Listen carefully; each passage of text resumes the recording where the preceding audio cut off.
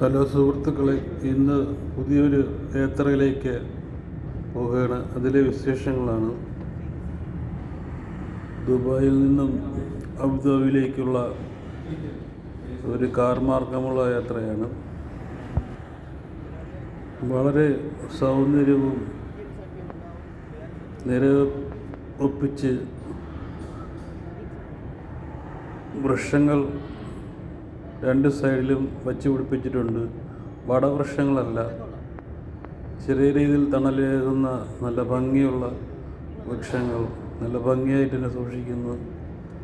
ഇലകൾ, ഉണങ്ങിയ ഇലകളോ മറ്റും ഒന്നും തന്നെ ആ ഭാഗങ്ങളിൽ കാണാൻ കഴിയില്ല.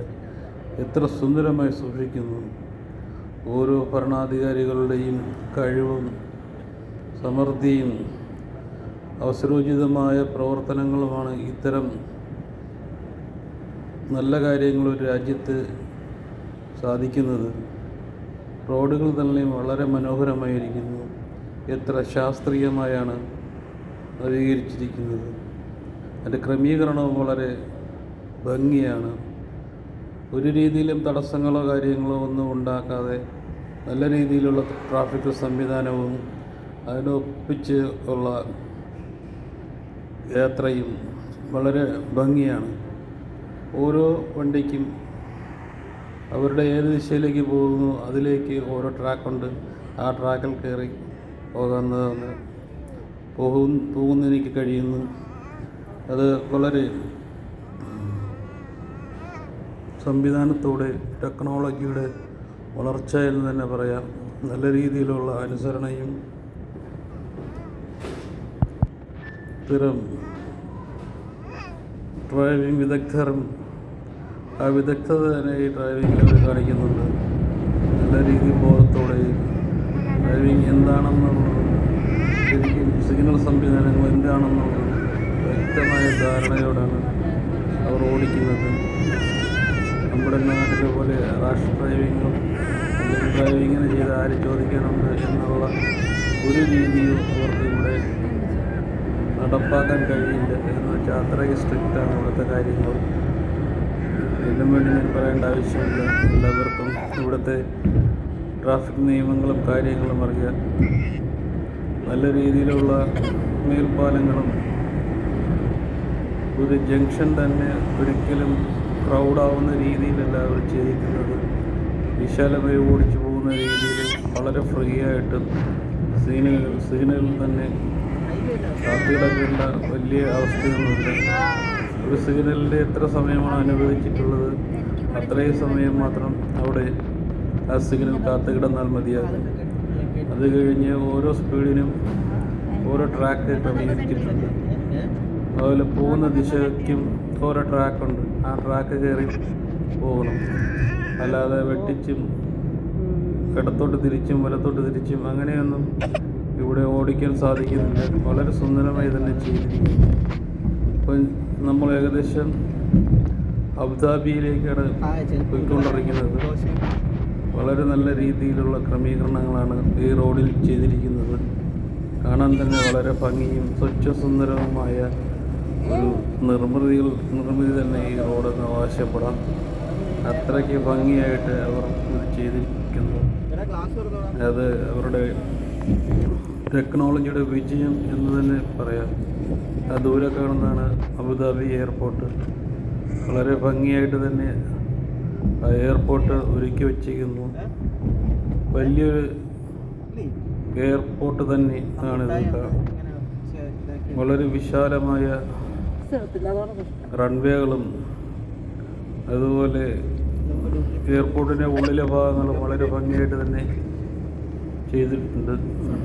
എമിഗ്രേഷൻ്റെ അവിടെ നിന്നും നമ്മൾ ഏത് ഫ്ലൈറ്റിലാണ് പോകുന്നത് അതുവരെ നടക്കാൻ എയർപോർട്ടിൻ്റെ ഉള്ളിൽ കൂടെ തന്നെ വിശാലമായ ഏരിയ ഉണ്ട്. ചിലപ്പോൾ ഏകദേശം ഒരു 1/2 കിലോമീറ്ററോളം എയർപോർട്ടിനകത്ത് തന്നെ നടക്കേണ്ടി വരും. അല്ലാത്ത സ്ഥലങ്ങളിൽ അവർ ബസ് അറേഞ്ച് ചെയ്തിട്ടുണ്ട്. അത് കയറി ഏത് ഫ്ലൈറ്റാണോ അവിടെ കൊണ്ട് ഇറക്കുകയും അതിലൂടെ നമുക്ക് സഞ്ചരിക്കുകയും ചെയ്യാം. വളരെ ഭംഗിയായിട്ട് ശാന്തതയോടെയും വളരെ ശ്രദ്ധയോടെയും വളരെ ടെക്നോളജിക്കൽ മികവിൻ്റെ അങ്ങ് അറ്റം എന്ന് തന്നെ പറയാം. അത്രയ്ക്ക് വിശാലമായി ചെയ്തിട്ടുണ്ട്. ഒരു കുറ്റമോ കുറവോ കണ്ടെത്താൻ സാധിക്കില്ല. വളരെ ശാസ്ത്രീയമായും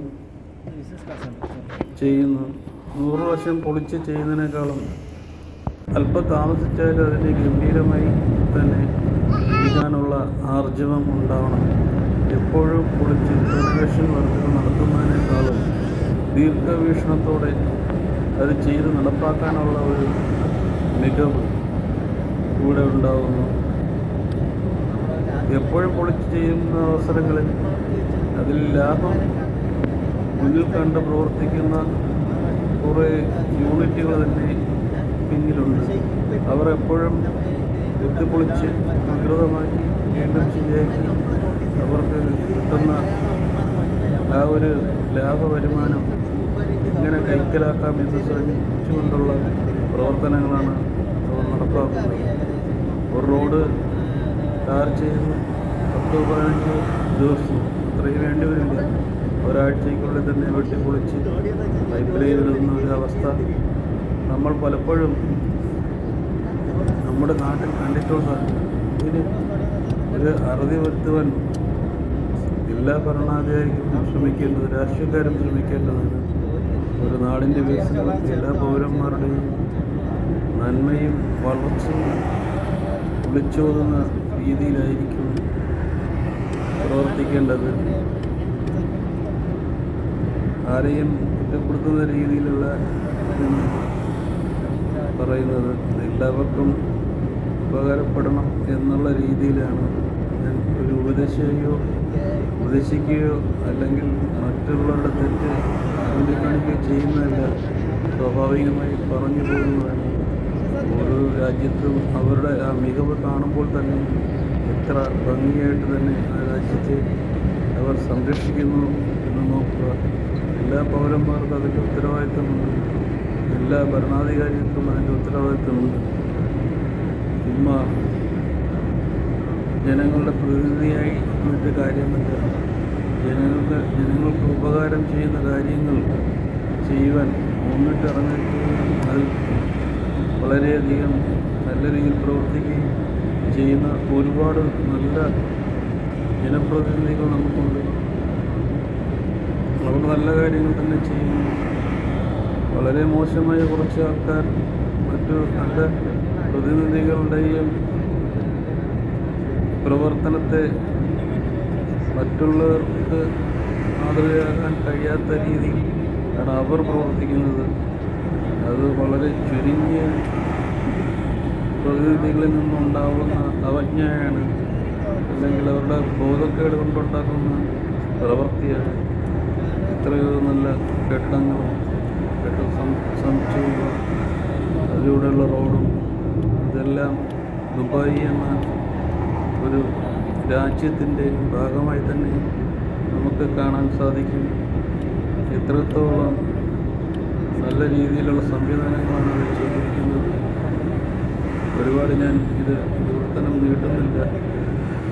ഈ ഒരു ചെറിയ വീഡിയോയ്ക്ക് നിങ്ങളുടെ സബ്സ്ക്രിപ്ഷനും ലൈക്കും ഷെയറും ബെൽ ബട്ടണും അമർത്തി ഒന്ന് വീഡിയോ ഉഷാറാക്കി തരണമെന്ന് അഭ്യർത്ഥിക്കുന്നു. എല്ലാവർക്കും നന്ദി, നമസ്കാരം. അടുത്തൊരു വീഡിയോയിൽ കാണുന്നവരെ എല്ലാവർക്കും ഒരിക്കൽ കൂടി നന്ദി നേർന്നുകൊള്ളുന്നു. ഞാൻ ഈ വീഡിയോ ഇവിടെ വെച്ച് വൈൻഡപ്പ് ചെയ്യുകയാണ്. Thank you.